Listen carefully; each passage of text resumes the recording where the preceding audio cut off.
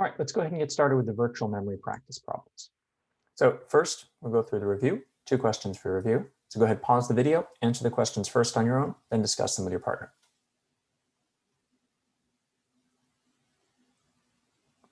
Okay, so what would we experience if we didn't use virtual memory? Well, our computers would crash a lot more. They'd crash a lot more because they could overwrite each other's data. 2 programs that wrote to the same virtual address would end up writing to the same physical address, and they'd corrupt each other.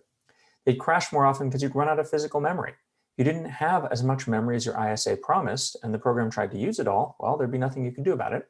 And programs would crash more often because they'd run out of contiguous memory. Program might ask for 200 megabytes of memory, but there might not be that much in one chunk, and without virtual memory, you can't reorganize the memory. Okay, so why is copy on write so cool?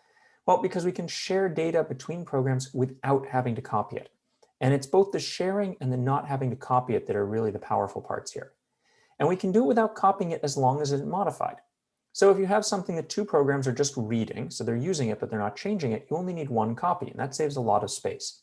And this, for example, fonts, graphics, libraries, these are things that many programs use, but they don't change it. So each program that's using a font doesn't go in and change the font. So you only need 1 copy in memory, and they can just share it. Okay, now we're going to take a look at memory protection with virtual memory. So we have 2 programs here, program 1 and program 2, and they both load addresses in the following order. They start off and they access address 0, then address 1, then 2, then 3, then 4. Each program does that in that order. So your job is to fill in the physical memory table here, it's over here, with who owns each page and the order in which they are accessed by the 2 programs. And then finally, if any of the pages are shared, go ahead and set the read-only bit here in the page table so they won't mess it up. So go ahead, pause the video, answer the question together with your partner.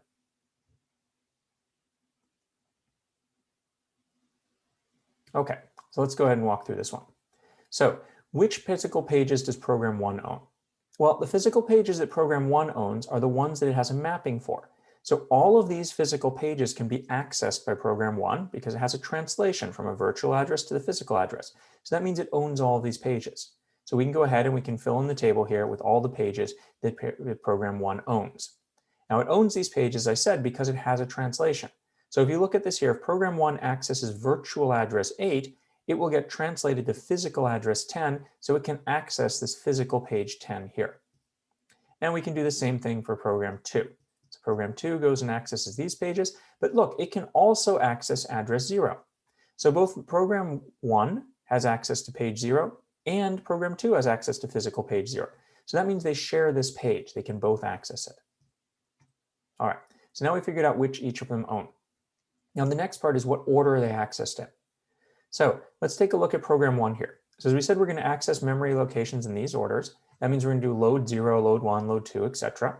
So when program 1 accesses address 0, what happens here is it accesses virtual address 0, which gets translated to physical address 0. In this case, it's 0. And so it goes and accesses physical page 0. Now, when program 1 goes and accesses virtual address 1, this is going to get translated to physical address 5. So the next thing it's going to access in memory is down here is physical page 5. And we're going to continue. Virtual address 2 gets translated to physical address 1, so we go and access 1. 3 gets translated to 2, so we access 2. 4 gets translated to 9, so we access 9. So this is the order in which this program accesses the physical addresses in memory. And this order isn't nice and uniform, and it's not in order for the physical addresses because we've got this translation. Any virtual address can be mapped to any other physical address, and this is how they've been mapped. And we can go do the same thing for page 2's order. We can see what the order of its accesses are. Now for setting the read-only bit here, well, virtual address 0 goes to physical page 0, physical address 0, and for program 1, and program 2, virtual address 0 goes to physical address 0. So those are the 2 that we're going to set the read-only bits for. All right, and so here you can see what happens. You have the loads in different orders, and you get them in this way. All right. So now let's go ahead and let's work on some more problems. And I'm going to provide you with a bunch of useful conversions here. So these are converting from binary 2 to the something into the size of data. And you'll see we'll use these a lot in the following problems. So for the first one, let's take a look at how the addresses are used this way. So what if we have 4 kilobyte pages? So that means 4 kilobytes is 4096 bits. And we have a 32-bit ISA. What are the number of virtual pages that we'll have? What are the number of bits used for the page offset? That is, how many bits do we use to find addresses within the page? And how many bits do we use for the virtual page number? That is, the bits that we use to figure out which page we're on. So go ahead, pause the video and answer the question together with your partner. Okay, so let's take a look at this one. So the number of virtual pages. So our ISA is 32-bit ISA. That means we have 4 gigabytes of virtual address space, and we have 4 kilobyte pages. So if we take 4 gigabytes and divide it by 4 kilobytes, we get 2 to the 20th, or about 1 million pages. So there are 1 million virtual pages. And that makes sense. If you have 1 million 4 kilobyte pages, that's 4 gigabytes worth of data. How many bits do we use for the page offset? Well, 12. So each page is 4,096 bytes. That means it's 2 to the 12 bytes. So we need 12 bits in order to tell which byte we are in the page. This is just saying how many bits do we need to address inside each page. So if that gets us within each page, then the rest of the bits, so 32, because we have a 32-bit ISA, minus the 12 bits that we use for the page, give us 20. So we have 20 bits for figuring out which page we are. So we have 2 to the 20 pages of 2 to the 12 bytes each, which gives us 2 to the 32 total bytes. So a million pages, that's 2 to the 20th, and each page is 4 kilobytes, 2 to the 12th. And what we've done here is we've divided up how we think about our address space. 20 bits of the address space tell us which of these million pages we're accessing, and 12 bits of the address space tell us which byte within that page we're accessing. So we can take a look at this. So here's our ISA. It provides 2 to the 32 bits, 2 to 32 bytes of address space, so 4 gigabytes of address space, and we divided it up into 1 million 4 kilobyte pages. Okay. Now we're going to take a look at this for 2 different page sizes, 2 megabytes and 1 gigabyte pages, and we're going to do the same calculation. So go ahead and work out the results together with your partner. Okay, so for 2 megabyte pages, you need 2 to the 21 bytes each. So if we have 4 gigabytes from our ISA, we divide by 2 megabyte pages, that gives us 2,048 pages. Okay, so now we've taken our 4 gigabyte memory space from our ISA, and we divided up into 2,048 pages. Now within each page, the pages are large. They're now 2 megabytes, so we need 2 to the 21 bytes, we need 21 bits to figure out which byte it is. So we need 21 of those bits to tell us where we are in each 2 megabyte page, and the remaining bits, or 11 bits, to tell us which page we're on. So again, we divided up our way we think about our addresses into 2,048 pages, and each page has 2 million bytes in it. What do we do for 1 gigabyte pages? Well, this is a lot easier. So we have 4 gigabyte virtual address space from our ISA, and we have 1 gigabyte pages. Well, 4 divided by 1 is going to be 4. So we have 4 pages total. We need 30 bits now to access within the page. So 2 to the 30 bytes is a gigabyte. So if we have 30 bits of address, that will tell us which byte we are in our page. And then the leftover ones, the 2 of them, tell us which of our pages we have. So we can go back to our picture here. Here we have it for 2 megabyte pages. So now we have 2,048 2 megabyte pages. And for 1 gigabyte pages, we have 4 1 gigabyte pages. Okay, let's take a look at another problem. How much physical memory can be accessed without a TLB miss for the following TLBs? That means if we use all of our entries in our TLB, how much data can we access?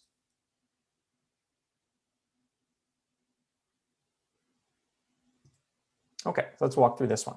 Well, if we have 64 entries, and each entry has a 4 kilobyte page, that's 64 4 kilobyte pages, that means we can access 256 kilobytes of data from the translations that are in our TLB. If we try to access more data than that, it won't fit in our TLB, and we'll have to miss in the TLB and go do a page walk and load a new entry into the TLB. Now, if we have 2 megabyte pages, but half as many entries, we can now cover a lot more data because these pages are way bigger, even though we have fewer of them. And finally, if we only have 4 entries, but they're 1 gigabytes each, we can cover 4 gigabytes of data. So the numbers you see here are from Intel Sandy Ridge processors, and they've changed over the years. But the important thing to keep in mind, this is a tiny bit of memory, but this is still close to what you have in your first level cache these days, first level TLB. And why is it so small? Well, remember, on every single address calculation, we have to access the TLB. So we're doing this a lot. So that means it needs to be fast. It needs to take less than 1 cycle so that we can do our load. And the way we solve this is we have a second TLB, which is 512 to 1,500 entries these days, but it takes a lot longer. So with 2 of these together, we can cover somewhere between 2 and 8 megabytes of data with 4 kilobyte pages, and we can cover way more with 2 megabyte pages, which is making 2 megabyte pages much more interesting these days. Okay. Now, for reference here, on this processor, which had this size TLBs, there was 32 kilobytes of L1 cache, so you could cover the whole L1 cache, 256 kilobytes of L2, so you couldn't quite cover both of those, and 8 megabytes of L3 cache. So with these pages here, you can only cover a tiny portion of what was in the L3 cache. Now, here's the picture we have. So we saw how with different sized pages, we split up our virtual address space into different chunks. We have 64 4 kilobyte pages. We could cover 256 kilobytes of that without a miss, so a small amount. If we have 2 megabyte pages, but our TLB holds 32 of them, we could cover 64 megabytes, so much more of our address space, but we're using larger chunks of it. So we have less flexibility in terms of what we can move in and out. And with the 4 gigabyte pages, well, we could cover 4 of them, so we cover our entire address space, but we have no flexibility. So if we need to page out something to make room for another program, we have to page out a full gigabyte at a time. We can have to page out just a little bit if we don't need that little bit. All right, now we're going to talk about which of the address bits are used for translation. So go ahead, pause the video and answer the question together with your partner.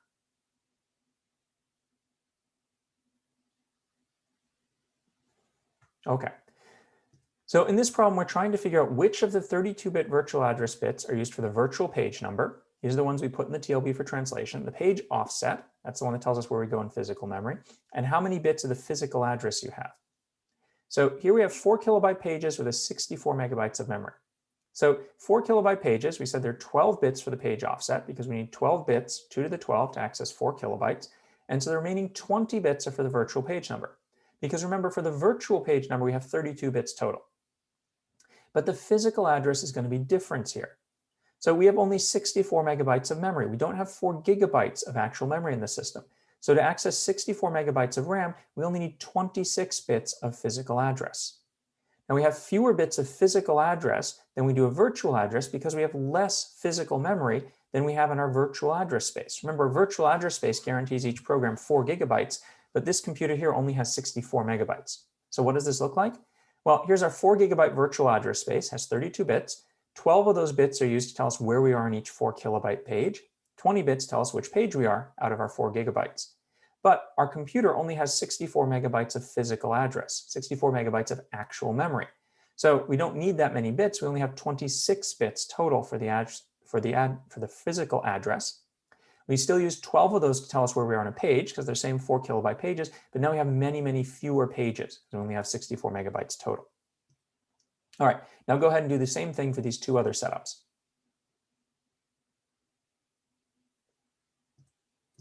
All right, so for 2 megabyte pages, we're going to have 21 bits for the page offset and 11 bits for the VPN. Remember, our virtual address space is always 32 bits. And we have 1 gigabyte of RAM.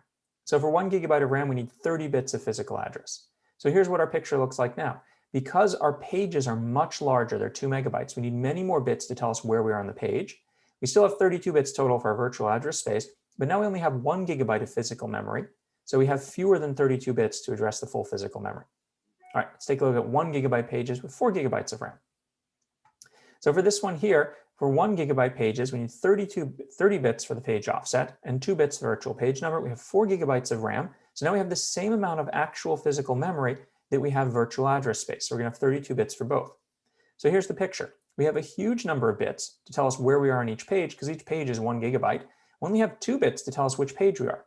Because remember, with 1 gigabyte pages, we only have 4 pages for 4 gigabytes. So we need 2 bits to tell us which of those 4 pages we are.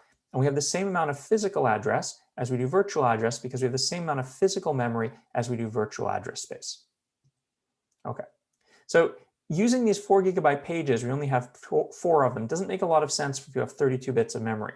But if we have a 64-bit address space, so if you make your address space twice as big, then all of a sudden having 1 gigabyte page is not entirely ridiculous.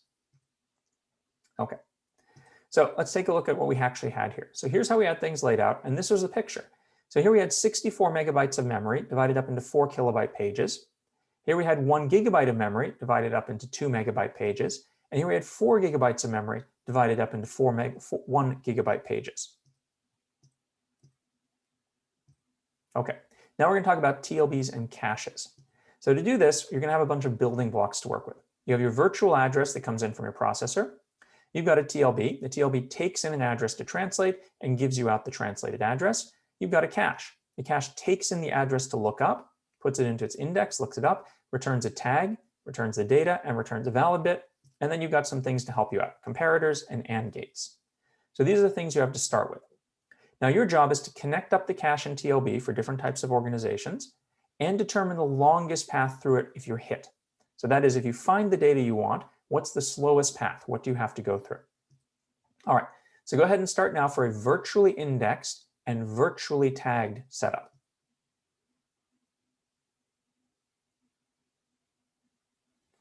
Okay, so here comes our virtual address. It's virtually indexed. We're going to take our virtual address and we're going to index into the cache with the virtual address. And the cache is virtually tagged. That means the tag that comes out is also a virtual address. Okay, so we get a virtual address coming out of the cache. For a tag to compare it, we also need to compare it to the virtual address. So we put the virtual address into the cache, we get our virtual address tag, we compare it, and we use that and we combine it with the valid bit to see if we have a hit. Okay, so the nice thing about this is there's no need to look up in the TLB at all if we hit in the cache. We can go directly to the cache and ignore the TLB. What's the critical path?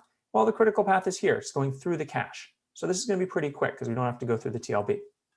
You do need to go to the TLB if you have a miss. So if you miss in the cache, you have to go to the TLB and then use the physical address to go to the memory and get the data. Okay, but there's a problem with this. What happens if we have two programs that are sharing the cache? So what happens if we have two programs, both of which are accessing virtual address 1 in this setup? Well, both of them are going to go with virtual address 1 and access the cache. They're going to get a tag which is virtual address 1, and there'll be no way to tell which program's data it actually is. So there's no way to distinguish the virtual addresses, so they'll corrupt each other and crash. And if you want to use this setup, you have to either add stuff to the cache, which keeps track of which program each data piece is, or you have to flush the cache when you switch programs. Okay, let's go ahead and do another one here. So this is a virtually indexed and physically tagged setup.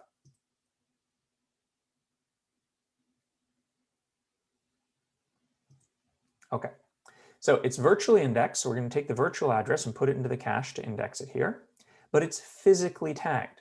This means out of the cache, we're going to get a physical address. Now, we get a physical address out of our tag, so in order to compare it here, we need a physical address to compare it to. To get a physical address, we're going to have to put a virtual address into the TLB and translate it. So now we've taken our virtual address, we've done two things with it. We first used it to look up in the cache to find the data is in the cache and get out the tag, but at the same time, we put it in the TLB to translate it to get the physical address. Now we compare the physical tag that comes out with the physical translation, and we look at the valid bit, and if they're matched, then we have a hit in the cache. So we're accessing these at the same time. We don't need the physical address to go into the cache because we're accessing the cache with the virtual address, but we're keeping the physical address in the tag. So what's the critical path? Well, it's the maximum of these two paths, either this one or this one, whichever one is slower because we do them in parallel. Now, what happens if we have two programs sharing the cache? Well, if the first program goes to access virtual address 1, it'll go look up in the cache, but it will get out a tag which is its physical address. If the second program goes to access virtual address 1, it'll go into the cache, look in the same place, but it will get out the physical address of the first program. Now, the physical address of the first program isn't going to match the physical address of the second program, so we won't have any problems. So we can use the physical address to check if the tag is correct, and since different programs have different physical addresses, we're okay. All right, let's go ahead and do the last one here.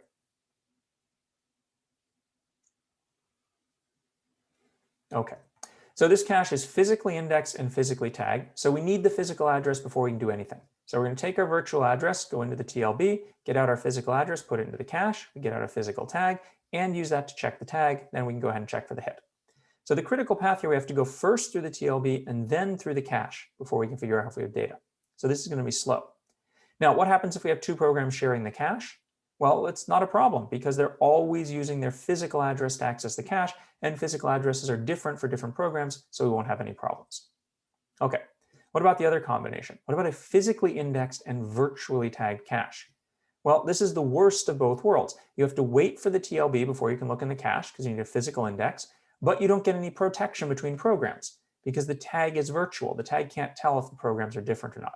So just don't do this one. Okay, now let's go ahead and figure out how fast these are.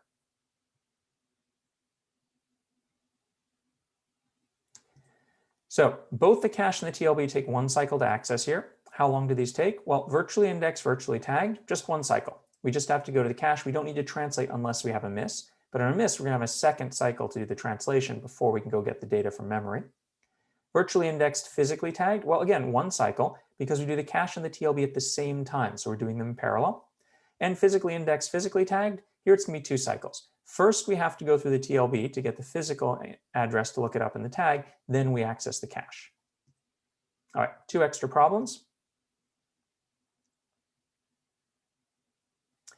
So the first one here, what can virtual memory do for you if you have a 32-bit ISA and 8 gigabytes of physical memory? So a 32-bit ISA can only access 4 gigabytes per program.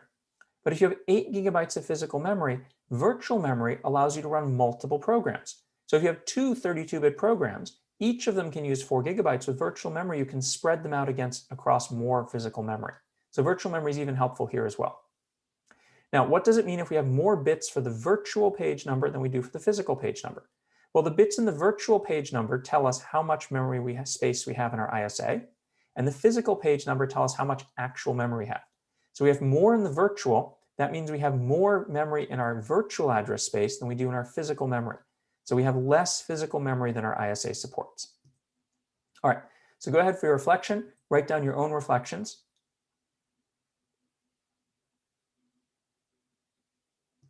And now go ahead and swap with your partner and see if you can help your partner out.